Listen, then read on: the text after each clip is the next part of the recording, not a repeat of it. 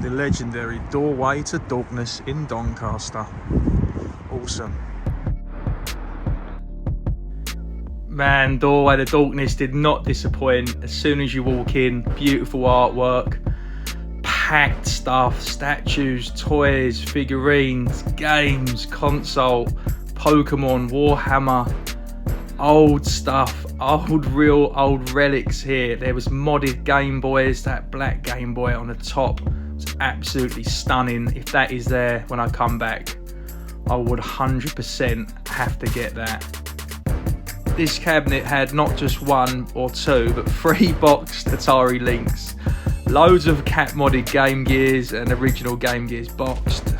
There was so much stuff just popping out from me from the shelves from all angles. I was constantly just swinging the camera around, making sure I just captured everything. There was the largest displays of everything you can think of. They had all these, look at Karate Kid. Is that a Street Shark at the top there? There was like Japanese and American. I've never seen so many Atari Jaguar games. I picked up Doom for myself because that was a lovely box condition. I picked up the Jaguar recently. There was just absolutely toys and figurines in abundance. Real smart looking, beautiful collector's pieces. I mean, look at the amount of Atari 2600 box games and loose games. I don't think I've seen that much before in one store. I've definitely not seen anything like it. I mean, NES, loads of box, loose, dedicated cabinets for all this stuff. I mean, look at all the Super Nintendo. So much SNES stuff. A couple of Kirby games there, which I had my keen eye on, which I thought, maybe I'll come back for those. There was just so much here. Let me know if there's anything that's piqued your eye. Let me know in the comments if there's anything that you've caught your eye there which you might be interested in. PlayStation 1. Have a look at this.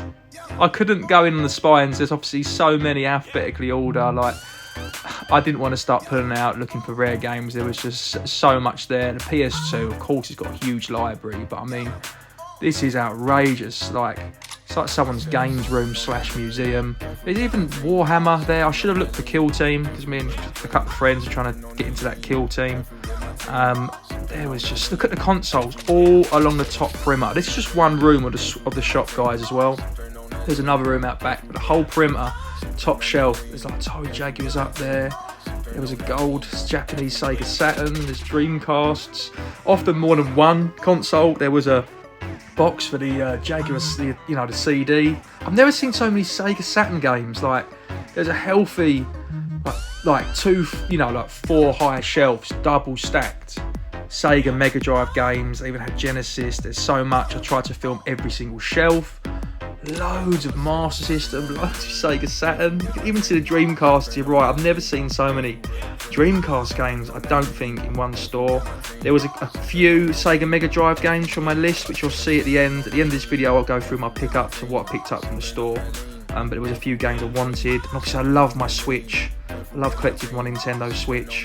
And they had Switch games in there as well. I tried to stay away from those because, as you've seen from my previous videos, I've now sort of acquired 4 out of the 5 most expensive games for the Switch, called the CEX. And obviously we've done a lot of Switch covering from 2022 into 23, so I was trying to get a bit more retro today, but there is just so much to see.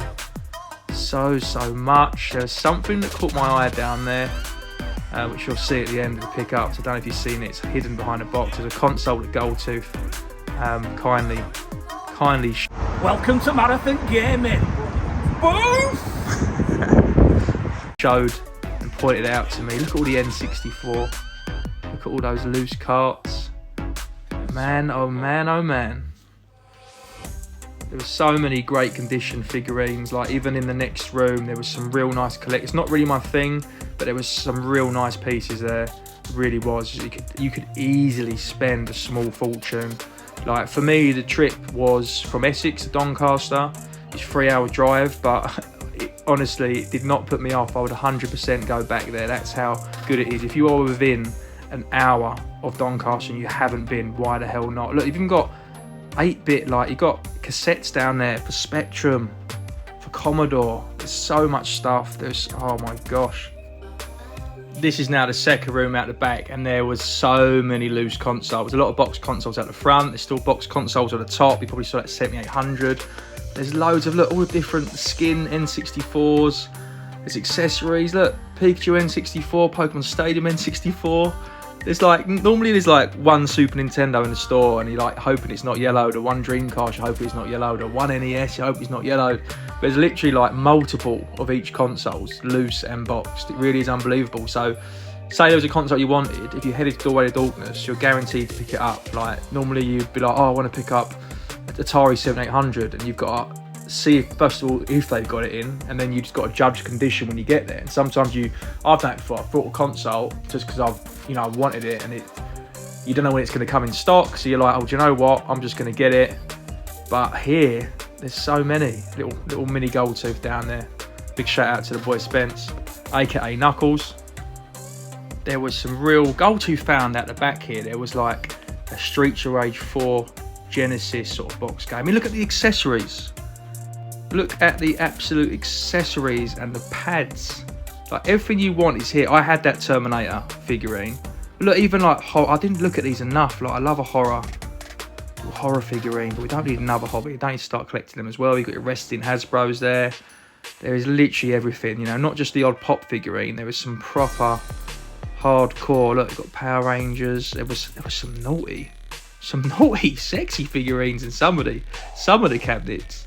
That's the Streets of Rage 4 big box of Goldtooth found us. Before we head to the pickups, see us out, Goldtooth. Welcome to Marathon Gaming. Boom! Right, cheers. Right, sorry if I look worse for wear, but I'm still buzzing from that trip, so I wanted to film basically the outro and show you the pickups, what I got from today, while I'm still buzzing excited.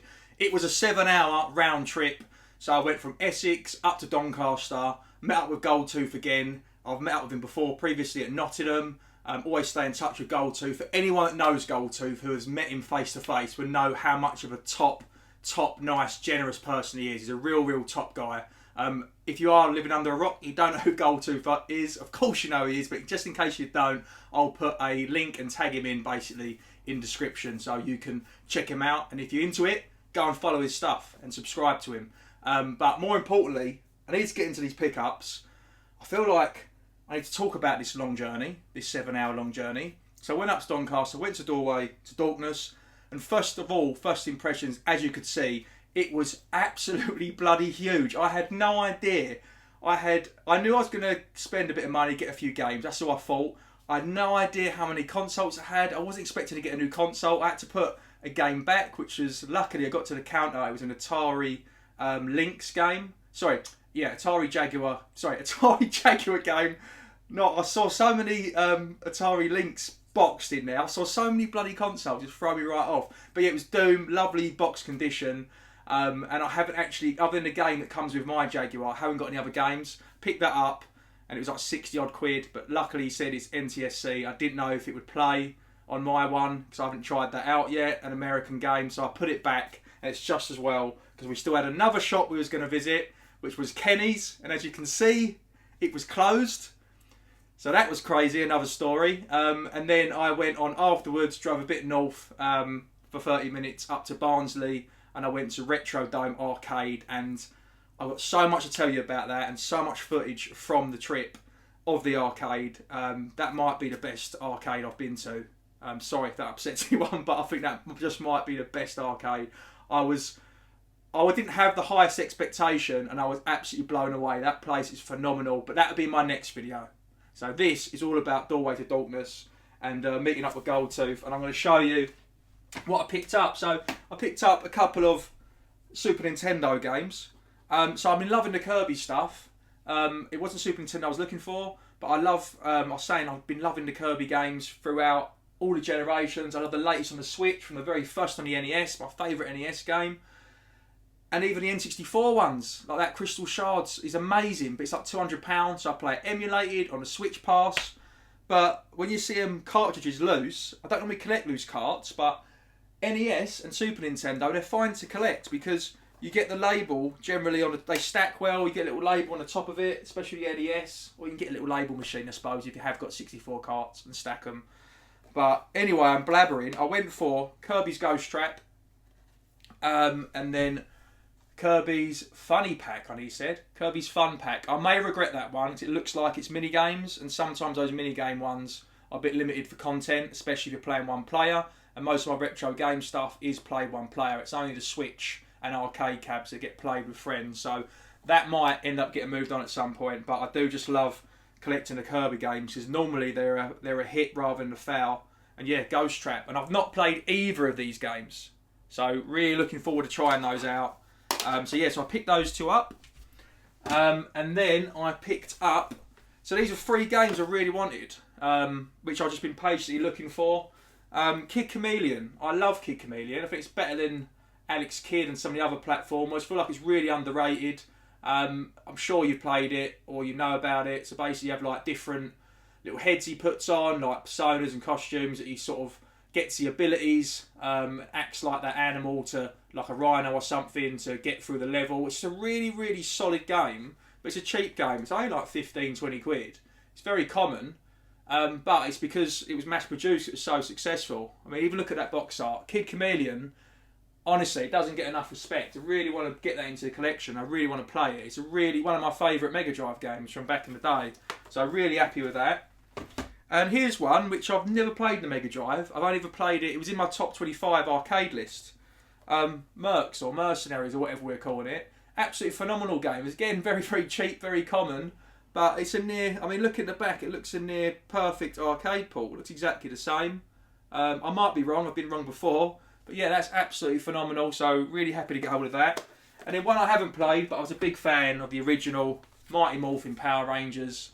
And they had like a fairly decent copy of it, all complete. And I got a copy of this from CEX, and it was a bit battered. And I ended up returning it, but I just hadn't seen it in decent condition. It's got a bit of wear in that top corner, but the spine in that's lovely. It's got the tab. So yeah, so I got that. So I got a few Mega Drive games, a couple of Kirby games, and that's what it was all about. All about the Kirbys. And then yeah, they had some phenomenal. They had like the old Japanese, is it like the gold sort of Sega Saturn box? That was tempting. They had some stunning like Jaguar, but I picked one up obviously not long ago. They had so many consoles and like more than one. It was absolutely unbelievable. You can see from that footage, it really blew me away. There's so much photos and videos I haven't actually used. I couldn't believe how big the store was. I really couldn't. How much stock is there? Like normally you go different gaming shops and you'll know different gaming shops for having like a really good PS1 selection or a really good console selection or really good NES selection, and like, do you know what I mean? You have your favourites. You go to certain shops for certain things, and this had the biggest display of everything. Like the most PS1 games I've seen is there. The most Saturn games I've seen is there. Most Dreamcast is there. Most Atari stuff is there. 2600 stuff, like loads of it. Every console, every generation, Game Boy. I mean, you can see it all there. I don't want to keep repeating it, but I'm flabbergasted of how much stuff there was for each console. There literally was. Everyone had tapes, like Spectrum stuff, Commodore stuff. I really, really couldn't believe it. I really couldn't. And then this was a box console, and Goldtooth spotted it for me. He's like, have you seen this? I haven't got any Amstrad stuff. A GX400, and it even looks like really, really cool, doesn't it? Like even like unboxed, it would look like a good console, and it's cartridge. So I really love my Atari 2600, 7800, and obviously Jaguar, it's cartridge. But some of the tapes, it's a lot of fiddling about, a lot of loading, messing around. But yeah, I've not seen this at all, so I thought that'd be really cool to try out. I've never seen it, so yeah, that was like a bit of a rare find for me to find, you know, a box, decent condition Amstrad computer, which I thought all the Amstrad stuff was generally like the big floppy disks and stuff, you know. I might be getting confused, but yeah, I didn't know there was any it looks like it's all cartridge based, this one, but yeah, I'll have to check it out at the ports. I don't know much about it, so yeah, let me know if you guys know much about the GX400 Amstrad. But yeah, that's what I got from them. And yeah, I had absolutely phenomenal day, and like if you live within an hour, 2 hours drive, you've got to go there, because like for me, even though it was like a 3-hour drive to get to there, to Doncaster, I would definitely go there a few times a year, because it is absolutely like one of the best retro gaming shops I've been to. It's huge. I mean, I'm spoiled because I'm lucky. I've got 2 really good stores near me, but that was really interesting to see because this was another level of stock. And then I would always tie it in with going to Retro Dome in Barnsley because it's literally 20 minutes north of it, north of Doncaster. So I'll just go to those 2. But I'm not going to say any more about Retro Dome. That'll be my next video, so make sure you check that out. But I just wanted to say thanks to Goldtooth again for showing me around and spending the day with me, meeting me up there. We tried to go Kelly's, unfortunately it wasn't a success. But yeah, thanks to him for showing us a store. I only found a store because of him in the very first place. So yeah, head to Doorway to Dorkness. I'll put the address in the description, but please go check them out. As you can see, I don't need to advertise or shout it out. You can see from the footage yourself what an incredible, huge shop that is. So make sure you check it out. I'm Scott, a man from gaming. I'll see you soon for another video. Cheers.